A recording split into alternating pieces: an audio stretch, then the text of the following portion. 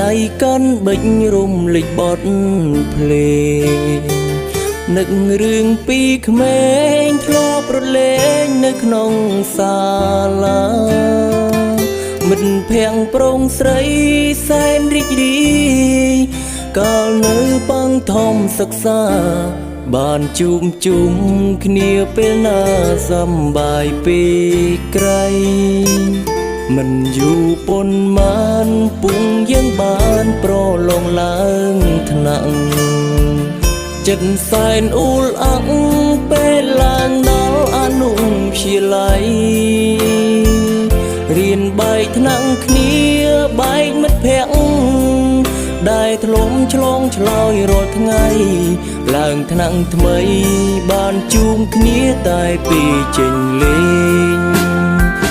ទូងរៀនបែកថ្នាក់ក៏ពួកយើងនៅតែសប្បាយសាលាតែមួយអាចជួបមុខគ្នាបានរាល់ថ្ងៃដល់ម៉ោងចេញលេងគឺយើងបានជួបជុំមិត្តភក្តិប្រុសស្រីមានរឿងអ្វីពួកយើងតែងជួយដោះស្រាយគ្នាប៉ុន្តែពេលនេះយើងរៀនបែកគ្នាមែនតែនហើយអោមិត្តភក្តិអើយបែកថ្នាក់ហើយបែកសាលាទៀតខ្ញុំនឹកមិត្តភក្តិទាំងអស់គ្នាតែវេលាសែនចង់អៀតមិនដឹងពេលណាបានជួបទៀតឲ្យបាត់រលឹក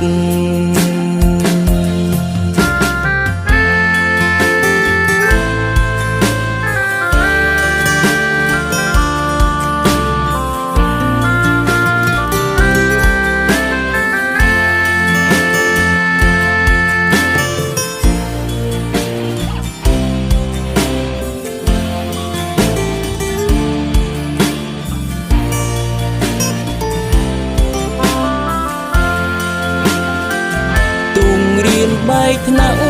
ក៏ពួកយើងនៅតែសប្បាយសាលាតែមួយអាចជួបមុខគ្នាបានរាល់ថ្ងៃដល់ម៉ោងចេញលេងគឺយើងបានជួបជុំមិត្តភក្តិប្រុសស្រីមានរឿងអ្វីពួកយើងតែងជួយដោះស្រាយគ្នាប៉ុន្តែពេលនេះយើងរៀនបែកគ្នាមែនតែនហើយអោមិត្តភក្តិអើយបែកថ្នាក់ហើយបែកសាលាទៀតខ្ញុំនឹកមិត្តភក្តិទាំងអស់គ្នាតែវេលាសែនចង់អៀតមិនដឹងពេលណាបានជួបទៀតឲ្យបាត់រលឹកជំនុំកាលនឹកសូមផ្ញើបទនេះ